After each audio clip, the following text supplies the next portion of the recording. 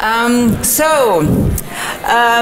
would ask for some questions. So who wants to start, or should I pick?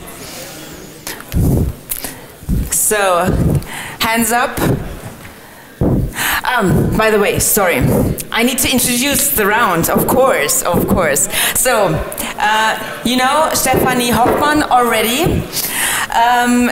Then we have Frank Thelen, he's new on the panel. You already met Johanna Brewer, and also Bernhard Falch.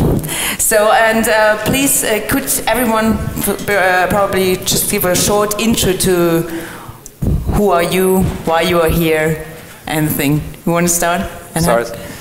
I'm Bernhard Falch from Autoscout24. It's the biggest car classified website in Europe, and I'm in charge of online mobile marketing since 3 years. And yeah, basically I'm an onliner, so maybe I can bring in some online expertise into the mobile route. So I'm Johanna Brewer, which you guys met me before, but I didn't really introduce myself since I was just moderating. But I am the CEO and co-founder of Freestyle. We're a live music discovery and promotion startup. So for most of you in the crowd, you might know us because we have an app where you can find cool concerts in Berlin. And my background is also an everything background. I have a PhD and I do development, design, and you're a vegetarian. And anthropology, and I'm a vegetarian in case anyone wants that. So I'll pass it over. My name is Frank. I'm a serial entrepreneur and also investors. I'm currently doing DOO, Document Management App Native, and I'm co-created Wunderlist with Christian, investor in MyTaxi, Kaufda, and some other quite successful startups. Long list. A long list, yeah. Long list.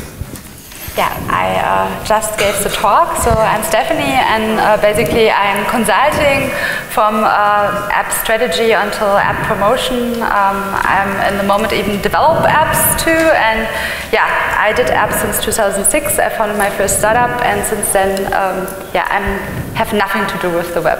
Yeah.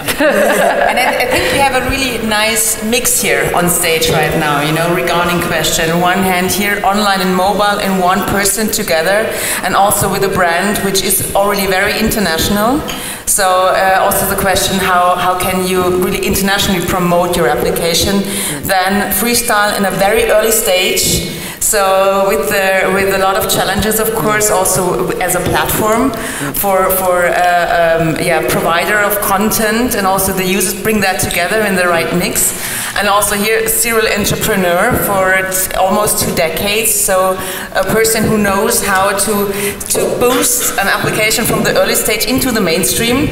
And here as well, and I think Stephanie is one of the best PR people ever. You get a lot of press, you know, with Gabi, and everyone was really excited about in how many channels you were already promoted. I think that was a good kickoff at that time. So and now I'm excited about your questions. So raise your hands, or I will pick the table. So who went here? Hi, Sasha from Switzerland, and I have one question. It's a pity that Lovo guy is now not on the panel, because I was wondering for very long already, how do social websites, apps get their first users, the early adopters, that it becomes actually social? And interactive. And yeah, exactly. Yeah. Because what is a dating website if there's no people? Yeah. Who wants to pick it? I could answer with Aki in the beginning. We had the same challenge. So basically what you do is you show again and again the same people, of course, in the search list. And it's always a problem as a woman, actually, by dating, when you have only 20%, more normally 30% women, and you have a lot of men, and they all basically start spamming. But people always search for a new dating app. That's really, like what he said before, they're not using one, they're trying increasing chances by using as much as possible. So by dating, it's really, I want to see as many different girls as possible over different platforms, whatever. Yeah, so I built a dating... How to get the people? You make advertising. Actually, the first apps when I started, like in the beginning, you had like a kind of Flickr for mobile, was the people from, God, what was the name? It was like with Pepperoni Team. They were really one of the first ones. Those times. They were really in Romania everywhere #1, and they were the biggest AdMob supplier for ads, and it was super cheap. So you could have a new user for 20 cents. Yeah. So basically most of the advertising were other apps who advertised their own apps, then to qualify it actually the traffic and then sell the traffic for a higher price.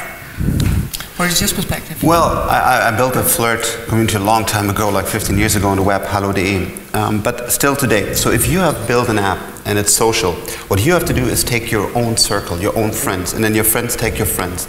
And you have to build a great product and you have to encourage them to be engaged. And from there, it can grow. If you have the budget to advertise, great, but normally you don't have it. So this is this buzzword viral, but in the beginning you just have to call your friends have to call your friends, and you have to put a lot of energy in until, that's exactly how I do it. It's not like some magic. I mean, I built so many companies, it's just fucking hard work. Yeah. So get on the phone, get on the email, call people, and grow it like this, and then from there it has to be good quality so that it finds this viral loop. If you're already in a place where you can do advertisement, great.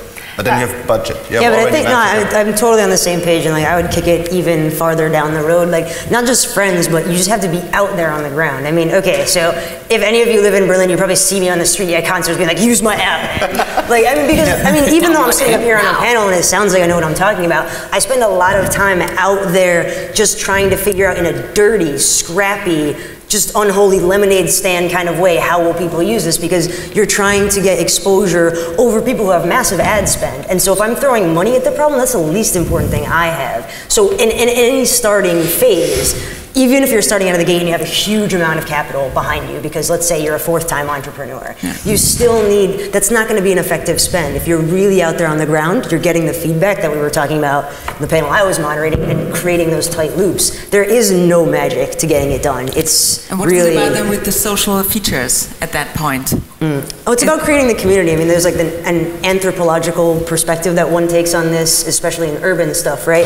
You look at why is there graffiti in some neighborhoods versus others. And it's about keeping a space in the way you want it to become. So part of it is setting the tone through the activity that not just you, the founder, or you, the creator, but your entire community, and encouraging how they interact and saying, hey, you know, in a place like Freestyle, we don't talk like that. You know, and being able, no, it's true. Like, I mean, it's really creating that from a top-down thing to create a community that fuels itself. I mean, you look at some apps out there, I mean, how many mobile photo sharing apps are basically pictures of people? It's junk. I mean, it's like, there's not, you know, there's a lot of them out there that happen because they haven't set the community. I mean, it happened, there's big failures that have happened around nudity and profanity in a social sharing photo app. Yeah. So it's because the tone wasn't set right. Yeah, but I have to say with dating as a special point because it's not so viral that other communities. I'm sorry, it's like really, some guys, okay, recommend another guy dating app, but what we saw in Akaaki, when you have the problem with the different platforms, people have really trouble to invite their friends, to meet new friends. So that's really a little bit not the thing. So basically the best promotion slogan was discover new people. So, and then the problem we discovered after a while, and this was the reason Akaaki in the end was a dating app, because people were there not to invite their friends, but they missed their friends there. And this is the reason they have a very short life cycle, basically, because in the moment you found someone, you're done. When the product is working, it's over. It would be interesting, but do you have a perspective on that? Well, of course, from a big enterprise point of view, it's completely different. If you're big, then you have to play the full range of marketing, from PR to TV, whatever, that's obvious. But usually the budget is limited, and then all I can suggest, that's our learning, that we have to differentiate between push marketing and pull marketing. At least that's our experience. And push marketing is obviously display or whatever, or Facebook ads. On the other side, pull marketing is, the user has a clear intent. He's searching in the App Store or at Google, and obviously you just have to get this user, and this user will convert much, much better if you do push marketing campaigns. So even if you have to pay at Google per click, and the cost per download or the cost per install is many times of the cost per install from a push campaign. In the end, on the customer lifetime value or CPA basis, at least it's our experience, the performance is better from the pull campaigns. I believe the question was a little bit like, hey, this is a super successful guy with this great app, and now it's so viral and so big, and now not 5 but 6 million, how are they growing? And when I talk about, for example, a Wunderlist, which is a big tool today, so how we started it, we just had this idea, we hacked it together in a very bad way, we put it on a website, and we just wrote a lot of personal emails to everybody and say, this is great, you have to try it. And then in that night where we launched a Lifehacker editor, found that tool, liked it, put it on Lifehacker, from that moment on, Wunderlist just grew. So that's the spirit. If some of you want to start this, it's hard, and you just have to be in the streets, you just have to work, you just have to send personal emails. It's not a fancy, cool thing. It's hard. But actually, only one last thing on the dating stuff. Actually, I know from Badoo that they, in the beginning, had a lot of robots too. Actually, what they did, they designed actually the user experience from second to second. So you signed up, and it was clear that in the first 60 seconds you were receiving a message. So I was talking to the founder, this Russian guy, very cool one, and he was explaining me exactly what the user experience is and how you will have it. And he said, Stephanie, sign up now. And then we were sitting there looking at the time. It really happened. First push. Yeah, yeah. He asked me to make Badoo mobile, and I said no. It comes beautiful, rich, sportive guy just 30 seconds after. No, seriously, I was knowing our technical thing was crap, and he will kill me maybe, so I don't do it. So, next question. Hands up, hands up, hands up. So then I would then pick the table over there. This was the table. Here, yeah, with the. Oh, they're on the yeah. spot. So what is your question? You have no question. Hello, I'm from Tracer. We're doing some analytics. I'm interested in how you want to deal with app portfolios. For normally we have a lot of companies having one specific app, and then you know maybe the pattern of the analytics. But some of the companies here are a lot of publishers and having an app portfolio with different approaches of the app. Do you have an idea how to deal with that? So promoting many applications you manage. Different kind of apps. One you have on one app what is just an e-paper, a second app what is really doing some social stuff, and a third app doing is a utility. So completely different app, completely different kind of users, and to deal with an app portfolio maybe is the big thing. Yeah, I mean, I can speak a little bit to that but from a very developer perspective. Yeah. So at Freestyle, you know, we have our core app, and we're a small team. We're 7 people, so we have 2 developers, one of whom is me.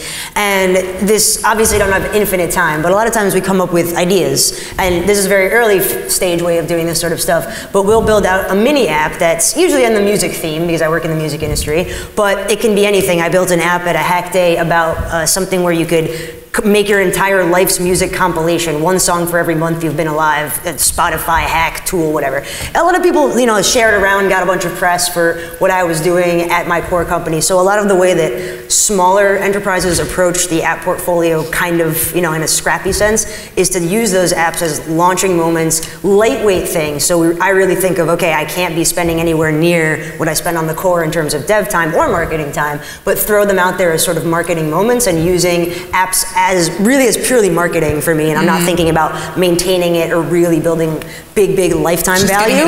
Yeah, just like a cool thing, like a cool hack. Like, I wish I had that. Let me put it on the internet and write freestyle under it, and then see what happens. I mean, this is really like part of the portfolio management can start there and say, what are the little low-hanging fruits that I can pick off and make a single app for, and treat it as a test. And then if it gets response, maybe I throw what I was, you know, like you can change directions, but rather than thinking in a top-down way for me of managing my portfolio, I add things into it as experiments and let them stay if they're active and good.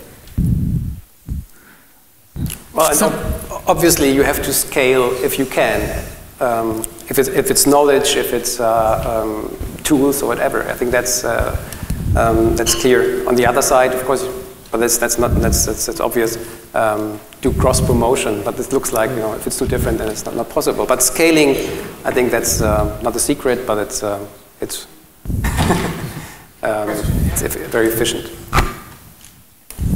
Damned, Puzzle Map, we're an offline games publisher. I have a question to Frank. We talked a lot about games and entertainment products today. Are there any things where you would say that productivity apps have very specifics in terms of how you recruit your customer base, how you create retention among the users? Do you find that very different from entertainment and games apps? Totally. So I developed some games, and I also had a game company that I sold quite luckily. But today, for example, I stay far away from games because there's such a different ecosystem than productivity. So if I look at a Wunderlist, a MyTaxi, or a Kaufland that makes, or a Do that makes the life better, there are different customers and different metrics and different things in there than like gaming. So if you ask me about gaming, I have no clue. And so that I believe they're really different ecosystems. Also, how you monetize, how you do marketing, how long they stay, customer lifetime value, and everything is totally different. Okay.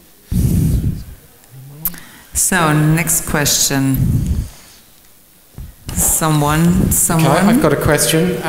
Which is James, from the panel's experience.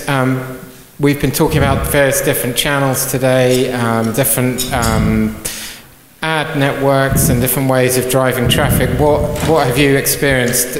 You know, what's worked and what hasn't worked in your experience? All right, go for it. Yeah, you're great. Go. Definitely, it's changing every year, and it's very dynamic. And in the beginning, it was hard to measure every channel. But nowadays, as the tracking is getting better and better, and as we can now measure CLVs and CPAs, as I already said, it's very important to look at user's intent. If the user is searching for something and you have the perfect solution, then you have to go into these channels, which is search or the app stores. But generally, it's important, of course, to have the full mix. And then really to optimize on the mix according to your core KPIs. And for that you need a best as possible tracking. Yeah, I mean, for us, it's all about, I guess you're getting this experimentation. So we really try to look at the cutting edge and different tools that you can use because we're small, so you have to stand out. And I was having some interesting conversations with my panelists actually yesterday, talking about, you know, a strategy especially that Rovio and Angry Birds adopted, staying at the bleeding edge can be one way of trying to really stand out. But for me, because we're not necessarily at the bleeding edge technologically of marketing, I can't put enough resources into that in my own team. What we actually try to do is just look at what are the most creative new things. So not necessarily technologically very advanced in terms of, you know, we're not doing, like in my company, we're not doing video ads and things like that, or really cool scratch off reveal game stuff. That is very different because you're competing in a different attention span. Video game has lots of lightning, right? So, you know, having a video ad is a lot better and more effective than a piece of text in the middle of all that. So what we look to do at Freestyle is especially using a lot of and experimenting with all the tools. And one of the things that I was talking about this with some people out in the hall, I'm really excited about the things happening on Facebook, and I'm not a Facebook fan in general as like a human being, but what's really going on in the advertising there is actually really surprisingly cool. I mean, we saw the slide from 0 to 15% market share in a year, and it's because it's actually good tools and we get good data coming back out of it. And when we started experimenting with our early ad platform a year ago, a lot of people were telling us not to, and it was a bad idea. We should use Google because that's established. Yeah. And you know, as a startup, you're getting a lot of different advice coming in, but we decided, no, we're gonna always try the new stuff and see what's going on there. So my best advice is there's never one right way to go for you. I mean, that's the sort of cop-out, but really a lot of focus and small experimentation to kind of blow your own mind, because what people respond to in ads is changing incredibly rapidly now compared to even 5 years ago. So you probably don't even know what's going to be the right thing. I don't think. You got to try. So my thing is just to build a perfect, beautiful product. And that's, yeah, so that's the best way of marketing. And today we are linked together so tightly with Twitter and Facebook and LinkedIn and I don't know. So if you look, for example, like a week ago there was an app called Knock. So it basically took Bluetooth 4.0, which a low energy consumption, and you can go to your Mac, knock on your phone, and it's open. So everybody knows it. So everybody knows it in this room, most of it. So there was no big marketing on it. They just had a freaking beautiful website. They just took a new technology, combined it in a very beautiful product, and off it went. So I know there are a lot of great marketing teams, and you can do a lot in a big corporate if you have deep pockets. But I'm a startup guy, and I just try to build great products. So promotion by excellence. Yeah, actually, I 100% can follow you. So actually, I started my speech with this. So actually, with Gabi last year and with Aka made the same experience. You make something great, and people will talk about it. And then it's a lot about have a clear plan and a strategy and execution. As what he said with like writing emails, whatever, but really concentrated plan. So for example, with Gabi, we were knowing, okay, we launch this day. We were in the Apple conference. We showed the app to the app managers, to Apple. Apple loved it. So we were knowing, we were talking to all the press already. So all the schedules were in place. We were making, through multiplicators, we were talking to the right people to know, okay, on this day, Apple will feature us, Mashable will write about us, and at 8 o'clock TechCrunch will write, and at 9 o'clock I know that then the piece in The Verge will go out, and then it really boosts. And then you can boost through product, but then the problem what comes afterwards. So then it's a second wave. So basically after you did all the shit and the boom and whatever, then you have to see that your product is working, and then it goes into the performance-based stuff. And then you look what are the right channels, you experiment, you see, you add new channels, and so on. But I think it's the right product, the right visuals, and then really it's hard work and a good plan and execution. I would have a question then, because we saw this great slide from Satu just a few minutes ago, this marketing mix, big, huge. We were talking about cross-promotion and stuff, and you also experienced that, I think, from daily. But I was wondering, what are the most important tools you use when you are just in the current state of your products, each of all? Bernhard, AutoScout. What is the most important tool you use? The most important tool? Well, from an online and mobile perspective, for us it's Google Analytics. Okay. But of course this is especially from an online marketing point of view, because it's the best way to measure especially the online channels, but also in mobile channels now it's getting better and better. For mobile we use Adeven. This is, I think, state-of-the-art technology for mobile campaign tracking, and yeah, these are the. Yeah, for us, I think the best thing we use, apart from pulling down our analytics from, we use Google Analytics for that. For a lot of the app stuff, I just use App Annie, which simply downloads things out of iTunes for me and compiles all of my reports into one place, and you don't ever get them deleted by Apple, which is really nice, yeah, which is a big help. But one of the most important things that we have is something that we built, which is our own admin dashboard that runs on our platform. So it looks like Google Analytics. I made it out of Google Charts, So it shows all of our KPIs and allows you to interact and move through our user data in real time to actually see what they're doing, because I think people keep saying it, but it's about engaging with your specific users, and our product is actually B2B2C, because we have live music fans like you guys and people who organize concerts that use our service to promote. So we have to monitor two very different kinds of user groups. There's different cohorts within that, and so I'm trying to build, the most important tool that we have is a custom tool we built for ourselves. I mean, it's the best way to measure usually. Yeah. We use standard tools, so there's no magic or something I can talk about. Again? Standard tools, no magic. Standard tools. Yeah, what I said, I was working with Lookalytics, with Sensor Tower, with App Annie, with Flurry in the past. Actually, I hate Google Analytics for mobile. I don't know if they're getting better, but last year it was so shitty that I could kill them. But yeah, I don't know, this guy who was making this speech with the new tool, I'm totally excited to see it in action, because I see we are still in baby feet, we are still not in the web with mobile, so there's a lot of stuff to do. And so I'm really excited that new tools are appearing and really looking deeply into the details, because it's really confusing sometimes to look at the numbers and think, okay, what the hell happened, and you don't know it. Okay. Yeah. So here's a question.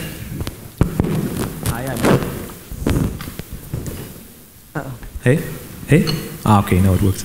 Hey, Jens from Etotime Mobile. My question is especially for Frank, but also for the others, of course, like concerning productivity app. What kind of metrics and KPIs do you use to track the success of your product, and how did these metrics develop over the life cycle of the product so far? So, also very basic. I mean, first it's growth. So you have to create downloads, and then of course you have to have a great process of registration, so that people create an account. And then you have engagement, and that's just usage. So like, how many daily active users do you have? How many monthly active users? And then you see those cohorts, and like, how long does it take until a free user becomes a paying user? What are the triggers, and so on? And I believe one of the great sources here is really Evernote. Evernote, because they have a long history.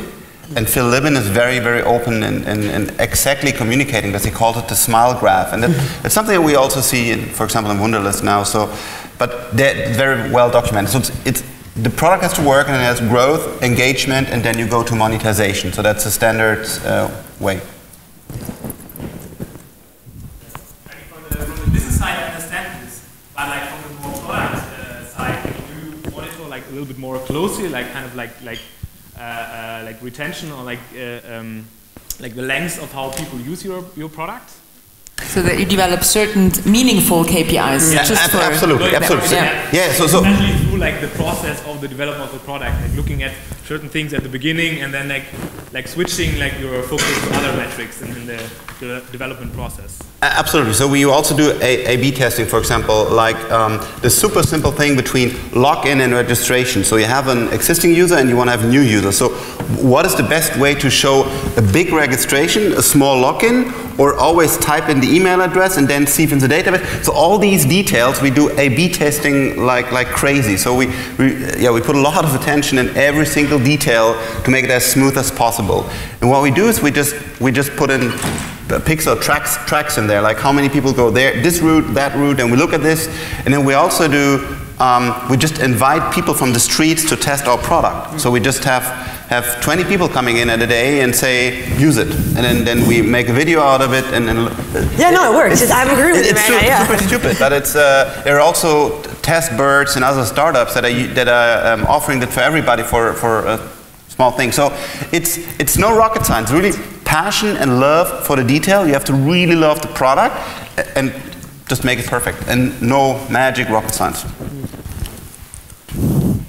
Sorry, you have to leave, Stephanie. Yes, I'm so sorry. Thank you for having you. So we finished the round already. Okay, good. So thank you to all of you. Thanks for the panel. Thanks for your questions. And yeah.